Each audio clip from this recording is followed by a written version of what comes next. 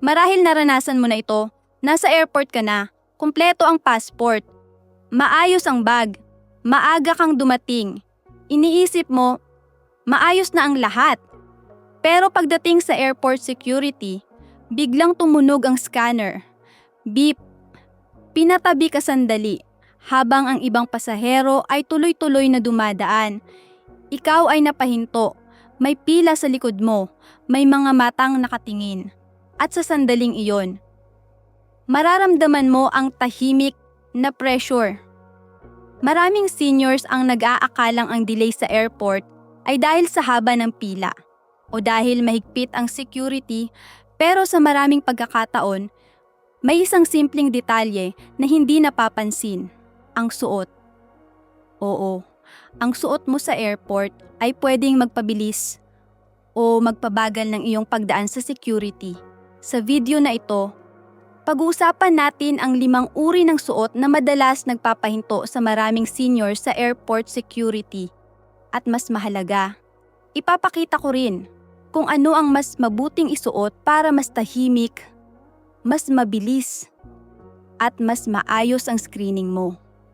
Ako si Ate Clara. Bilang isang airport insider, layunin kong tulungan ang mga seniors at ang kanilang mga pamilya na makapaglakbay ng mas kalmado at may kumpiyansa.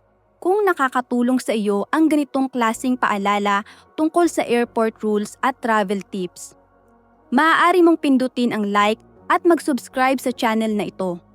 Ang channel na ito ay para sa mga seniors at para rin sa mga anak o apo na gustong tulungan ang kanilang mga magulang sa paglalakbay.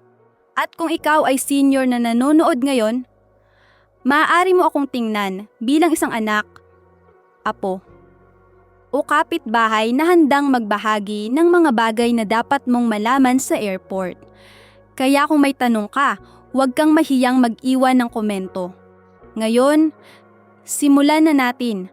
Pag-usapan natin ang unang suot na madalas nagiging dahilan kung bakit napapahinto ang maraming seniors sa airport security. Isa, sapatos na mahirap tanggalin. Isa sa mga pinakakaraniwang dahilan kung bakit napapahinto ang mga pasahero sa airport security ay ang sapatos. Para sa maraming seniors, parang maliit lang na bagay ito. Sanay na tayong magsuot ng sapatos araw-araw. Kaya madalas hindi na natin iniisip kung may epekto ba ito sa biyahe. Pero sa airport security, ibang sitwasyon ang nangyayari. Sa maraming airport sa buong mundo, may pagkakataon na kailangang tanggalin ang sapatos bago dumaan sa scanner. Hindi ito pare-pareho sa lahat ng lugar.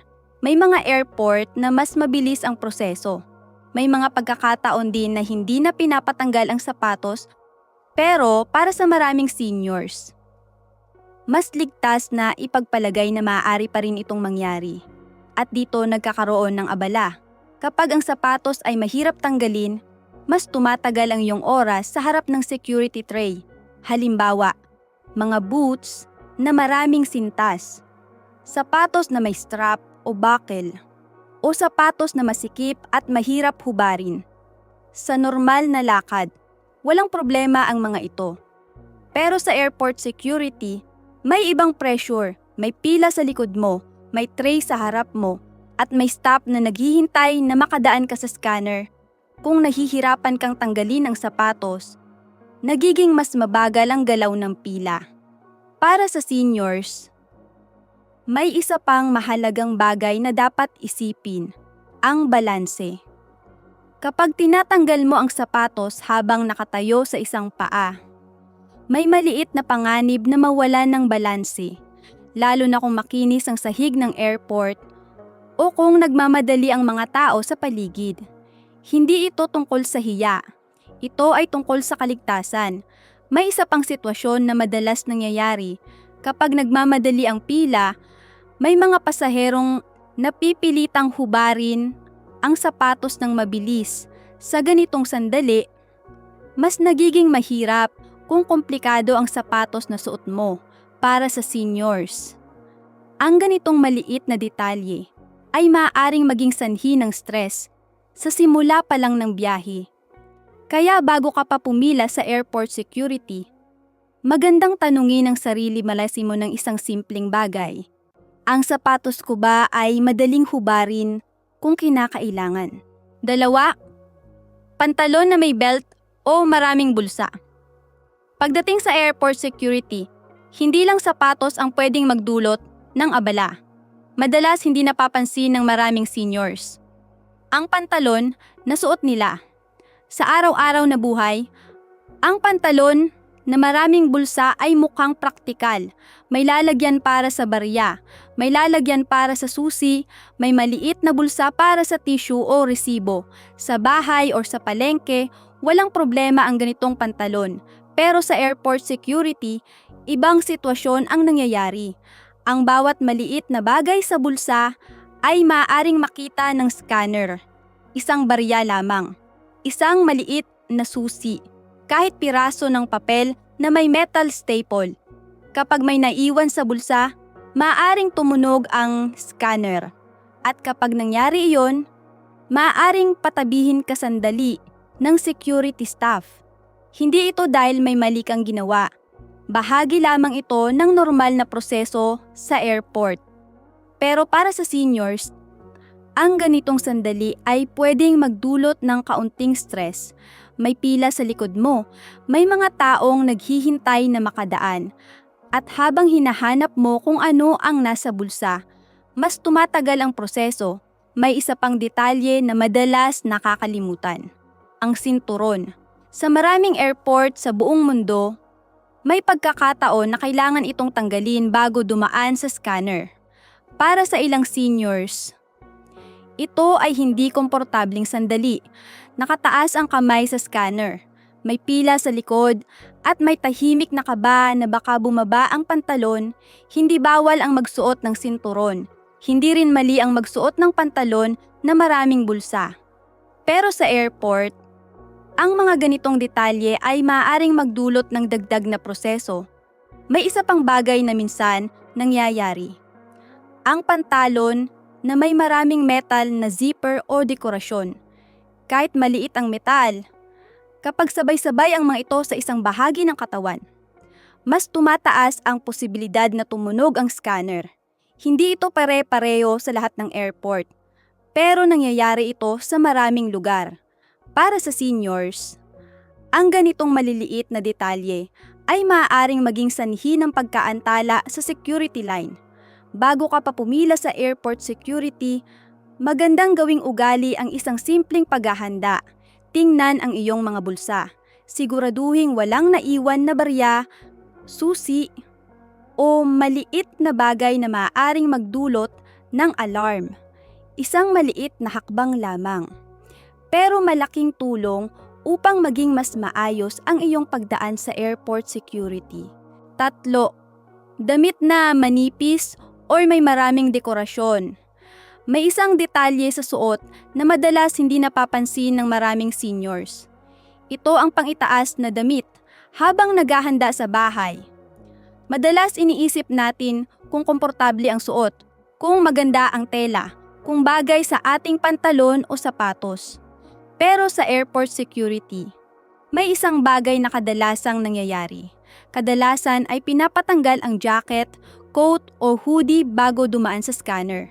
Ibig sabihin, ang tunay na makikita sa gitna ng pila ay ang suot mo sa loob. Para sa ilang seniors, dito nagsisimula ang hindi inaasahang sitwasyon. May mga pang-itaas na damit na mukhang maayos sa bahay. Pero kapag tinanggal ang jacket, nagiging hindi komportable ang pakiramdam. Halimbawa, mga damit na masyadong manipis. Mga tela na halos kita ang loob kapag maliwanag ang ilaw, o mga damit na hindi nagbibigay ng sapat na coverage. Sa airport security, karaniwan ay nakataas ang mga kamay habang dumadaan sa scanner. Sa sandaling iyon, may mga taong nasa paligid, may staff na nakatingin, at may pila sa likod kung ang suot mo ay hindi sapat ang coverage.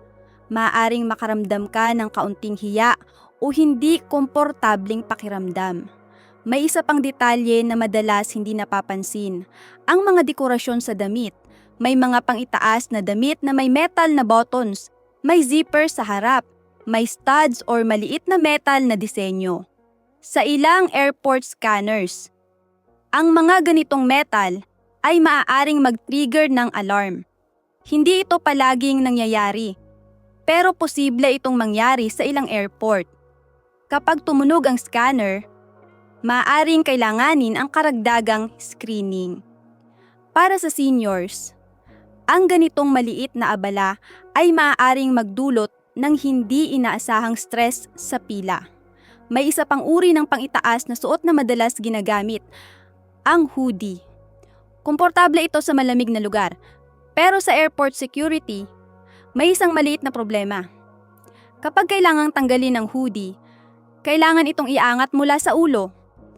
Kung may suot kang salamin, hikaw, o headset, mas nagiging abala ang sandaling iyon. Para sa seniors, ang bawat maliit na galaw sa pila ay may epekto sa daloy ng proseso. Ang pang-itaas na damit na simple at walang maraming detalye ay kadalasang mas tahimik na nakakatulong sa maayos na pagdaan sa airport security. 4. Maraming alahas o metal accessories. Kung senior ka, malamang may ilang alahas kang suot araw-araw, isang relo, isang maliit na kwintas, o hikaw na matagal mo nang ginagamit at siguro iniisip mo, bahagi na ito ng araw-araw ko. Natural lang yon. Maraming seniors ang may ganitong mga alahas na halos hindi na nila napapansin. Suot mo na sila kapag lumalabas ng bahay, suot mo rin kapag may lakad. Kaya kapag pupunta sa airport, normal lang na isuot mo rin sila. Pero minsan, dito nagsisimula ang isang maliit na sitwasyon sa airport security. Ang mga scanners sa airport ay sensitibo sa metal. Hindi ito pare-pareho sa lahat ng airport. May mga lugar na mas bihira itong mangyari. Pero may mga pagkakataon pa rin na ang metal sa katawan ay napapansin ng scanner. At kapag nangyari iyon, maaaring patabihin ka sandali ng security staff. Hindi ito dahil may mali kang ginawa. Ito ay bahagi lamang ng normal na proseso ng seguridad sa airport. Pero kung senior ka, alam mo ang pakiramdam na iyon. May pila sa likod mo. May mga taong naghihintay. At habang tinitingnan ng staff ang scanner, mararamdaman mo ang tahimik na pressure ng pila. May isa pang bagay na minsan nangyayari.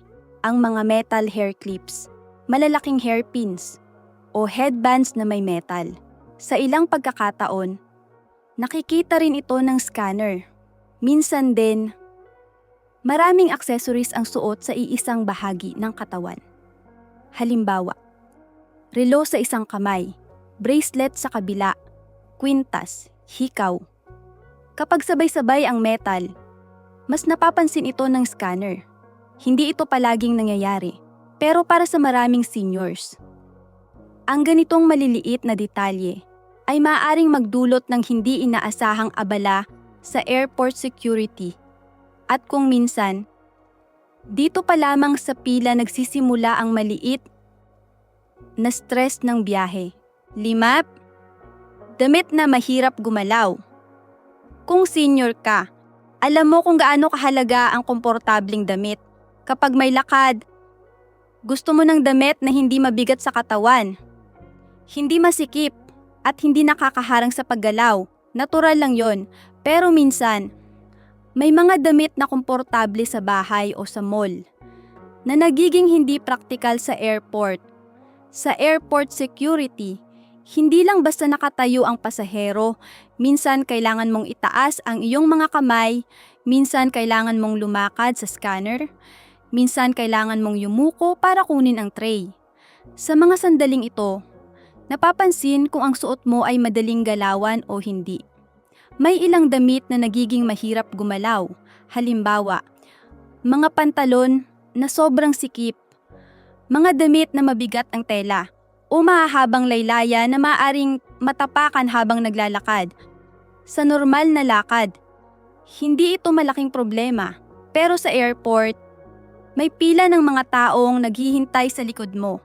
At kapag nahihirapan kang gumalaw, mas tumatagal ang bawat galaw sa security line. Para sa ilang seniors, Dito nagsisimula ang kaunting pagod o kaba sa airport. Hindi ito dahil may mali kang ginawa. Minsan, ang damit lamang ang hindi angkop sa sitwasyon. Kapag mahirap gumalaw ang suot, mas nagiging mabagal ang bawat hakbang sa security area. At sa airport, ang maliliit na sandalihin ng paghinto ay madaling mapansin sa pila. Kung senior ka na nanonood ngayon, baka may karanasan ka na rin na ganito sa airport.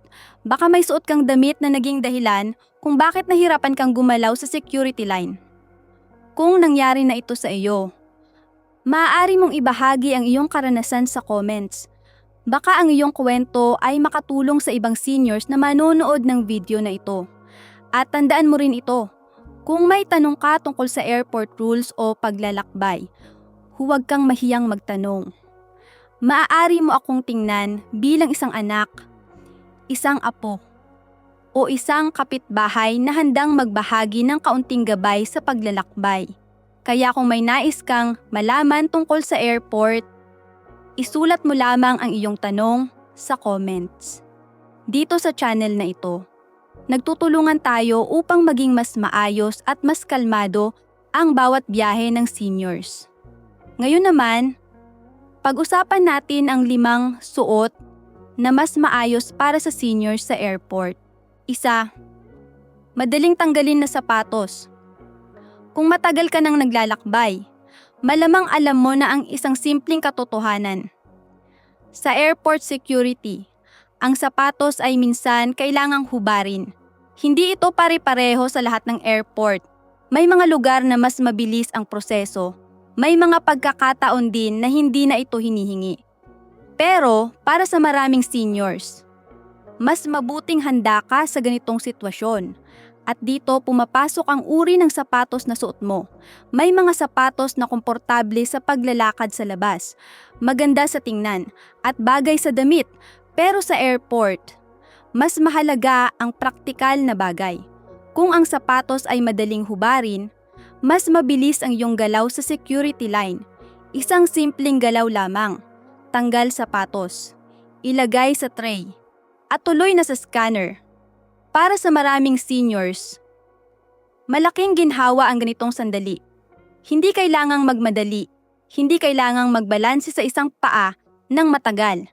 May isa pang maliit na detalye na madalas nakakatulong, ang medyas. Kapag kailangan mong maglakad ng walang sapatos sandali sa security area, mas komportable ang pakiramdam kung may medyas ang iyong paa. Sa airport, ang sahig ay malamig. Minsan ay basa. At hindi mo rin alam kung gaano karaming tao ang dumaan doon. Para sa maraming seniors, ang simpleng paghahandang ito ay nakakatulong sa pakiramdam ng kalinisan at ginhawa. May mga senior travelers din na nagsasabing mas nagiging kalmado ang kanilang galaw kapag alam nilang madali nilang matatanggal ang sapatos. Hindi sila nagmamadali. Hindi sila nag-aalala kung gaano katagal ang pagtanggal ng sintas. Isang maliit na bagay lamang, pero malaking tulong sa daloy ng security line. Sa airport, minsan ang pinakamadaling suot ang siyang pinakamagandang piliin dahil kapag maayos ang simula sa security, mas nagiging magaan ang pakiramdam sa buong biyahe. 2. Pantalon na elastic waist. Kapag senior ka na, alam mo kung gaano kahalaga ang komportableng pantalon, hindi masikip, hindi mabigat sa katawan, at madaling galawan kapag naglalakad. Sa airport, lalo itong nagiging mahalaga. Habang dumadaan sa airport security, may ilang sandali na kailangan mong gumalaw ng mabilis. Minsan ay kailangan mong kunin ang iyong bag mula sa tray. Minsan ay kailangan mong yumuko, minsan ay kailangan mong itaas ang iyong mga kamay sa scanner. Sa mga sandaling ito, napapansin kung gaano kakomportable ang iyong suot. May mga seniors na sanay magsuot ng pantalon na may sinturon. Natural lamang iyon. Matagal na itong bahagi ng pang-araw-araw na pananamit. Pero sa airport security, may mga pagkakataon na kailangang tanggalin ang sinturon. Kapag nangyari iyon, nagkakaroon ng dagdag na galaw sa pila. Para sa ilang seniors, Ang sandaling iyon ay nagiging hindi komportable. May tray sa harap, may scanner sa unahan, at may mga pasaherong naghihintay sa likod. Kaya para sa maraming senior travelers, mas nagiging praktikal ang pantalon na may elastic waist. Ang ganitong uri ng pantalon ay nananatiling maayos kahit walang sinturon. Hindi mo kailangang mag-alala habang dumadaan sa scanner. Hindi mo kailangang mag-adjust ng damit habang naglalakad sa security area. Mas nagiging simple ang bawat galaw.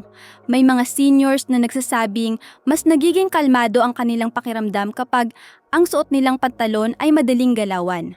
Walang kailangang ayusin, walang kailangang tanggalin. Isang maliit na detalye lamang. Pero nakakatulong ito upang maging mas maayos ang daloy ng pagdaan sa airport security. Sa airport, ang komportabling suot ay hindi lamang tungkol sa itsura.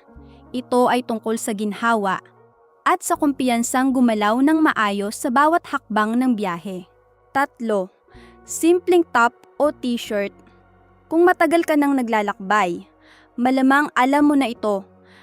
Sa airport security, may isang bagay na madalas nangyayari. Kadalasan ay pinapatanggal ang jacket o coat bago dumaan sa scanner. Ibig sabihin, ang suot mo sa loob ang makikita habang nasa pila. Para sa maraming seniors, dito nagiging mahalaga ang simpleng pang-itaas na damit. May mga damit na maganda sa tingnan. May mga disenyo, may dekorasyon, may mga zipper o maraming detalye. Sa normal na lakad, walang problema ang mga ito. Pero sa airport, minsan mas nagiging maayos ang simple.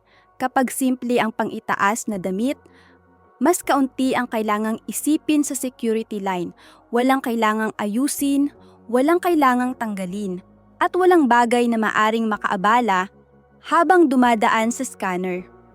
Para sa maraming senior travelers, ang simpleng t-shirt o top ay nagbibigay ng ginhawa, magaan sa katawan, madaling galawan, at hindi nakakaramdam ng kaba kapag tinanggal ang jacket. May mga seniors din na nagsasabing mas nagiging kalmado ang kanilang pakiramdam kapag alam nilang maayos ang suot nila sa loob. Hindi nila iniisip kung may kailangang ayusin.